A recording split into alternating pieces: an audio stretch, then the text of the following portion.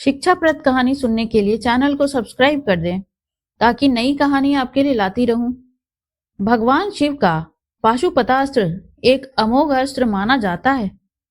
बात उस समय की है जब हस्तिनापुर के कार्यकारी महाराज धृतराष्ट्र ने सम्राट युधिष्ठिर को सभी भाइयों एवं पत्नी साम्राज्ञी द्रौपदी के साथ निमंत्रित किया था, परंतु कौरवों के लिए नियत गलत थी, जिसने जघन्य अपराध का रूप लिया। सम्राट युधिष्ठिर दूत में हार गए थे क्योंकि मामा शकुनी मायावी पासों से खेल रहे थे। ये पासे मामा शकुनी के अनुरूप अंक लाते थे। कौरव हारते युधिष्ठिर के शब्दों के साथ खेलकर उन्हें धर्म संकट में डाल रहे थे। युधिष्ठिर अपने कहे हुए शब्दों में रहने की ही धर्म समझ रहे थे। यही उनसे भूल हुई और उनके चारों भाई बंदी बन गए और उनकी धर्मपत्नी साम्राज्ञी द्रौपदी का अपमान हुआ। कौरवों ने साम्राज्ञी द्रौपदी के वस्त्र हरण करने की चेष्टा की, परंतु श्री हरि नारायण ने उनकी रक्षा की। हालांकि चेष्टा मात्र ने पर्याप्त अपमान किया और इस अधर्म के भागीदार हस्तिनापुर की राज्यसभा में बैठे हर एक सभाजन हुए।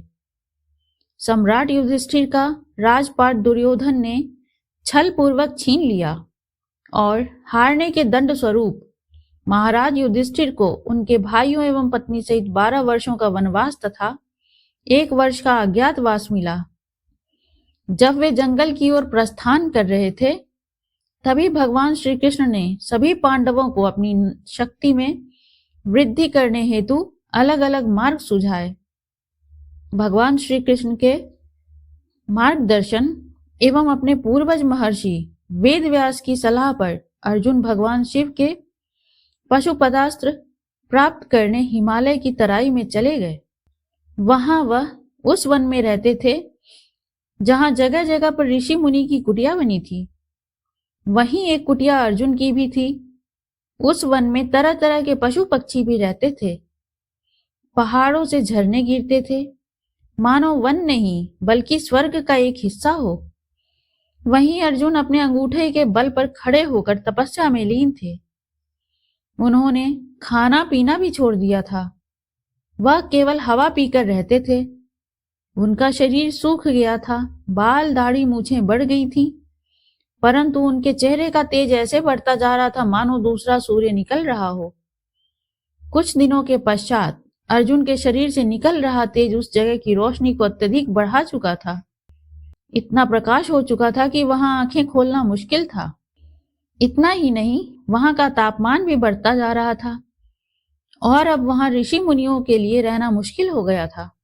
पशु पक्षी भी उस प्रकाश में तापमान से परेशान थे। कष्ट तो इस ऊर्जा से अर्जुन को भी हो रहा था, पर यह कष्ट अधर्म और अन्याय के कष्ट से कहीं कम था।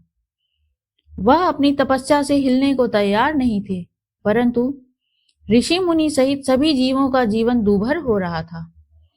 यह देख वहां के ऋषि मुनियों ने शिव जी की पूजा करनी शुरू कर दी और उनसे कहने लगे कि इस तपस्वी से उनकी रक्षा की जाए।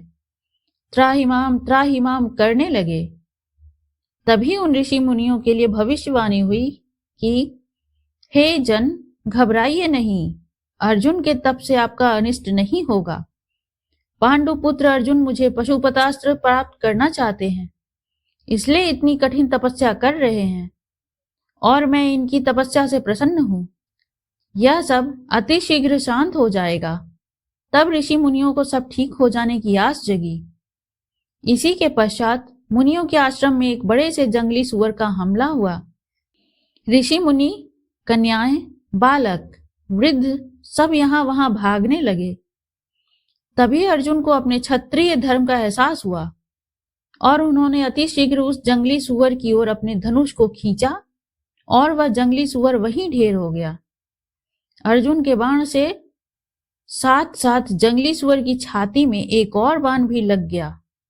वह बाण एक किरात का था, जो दूर से उस जंगली सुअर का पीछा करता हुआ आ रहा था। जब किरात ने उस जंगली सुअर को मारने की बात कही, तब अर्जुन मुस्कुराते हुए बोले, इस जंगली सुअर को इतनी दूर से भेदना इतना भी आसान नहीं है किरात प्रभु। यह मेरे बाण द्वारा भेदा गया है। इस पर किरात ने कहा, क्षत्रिय प्रतीत होते हो, मेरे साथ युद्ध करो तो जानूं वास्तव में क्षत्रिय हो या नहीं, अन्यथा बड़ी बड़ी बातें तो कोई भी कर सकता है। युद्ध कर सिद्ध करो कि इस जंगली सुअर को तुम्हारे बाणों ने भेदा है। अर्जुन ने किरात से कहा, मैं अभी एक तपस्वी हूं, ऋषि मुनियों के बीच ऐसा कार्य शोभा नहीं देता। परंतु किरात ने अर्जुन पर बाण चलाने शुरू कर दिए। उत्तर स्वरूप अर्जुन ने भी किरात पर कई बाण चलाए, पर उसके सभी बाण किरात के शरीर से अलग अलग कर नीचे पड़ने लगे। अर्जुन समझ चुके थे कि किरात मायावी है, अन्यथा उसके बाण उसे छूकर क्यों गिर जाते। अर्जुन के पास युद्ध की जितनी कलाएं थीं, जितने अस्त्र शस्त्र थे, सबका उसने उपयोग किया, पर किरात पर कोई असर नहीं हुआ, उसे तनिक हानि नहीं हुई।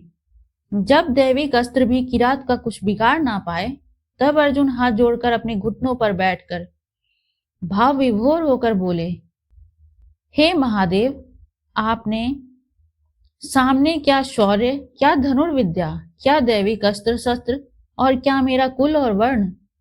मुझसे भूल हुई, मुझे क्षमा करें करुणाकार, मैं आपको समझ नहीं पाया।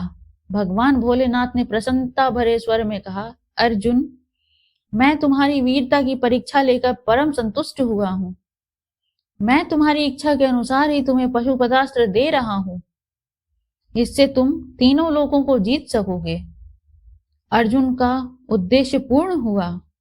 सृष्टि के इतिहास में शौर्य की नैवेद्य से शिव जी को संतुष्ट करने वाला अकेला अर्जुन ही है। अगर यह कहानी आपको अच्छी लगी हो तो लाइक एवं सब्सक्राइब करें, और इस कहानी से क्या शिक्षा मिली कमेंट में जरूर लिखें। धन्यवाद।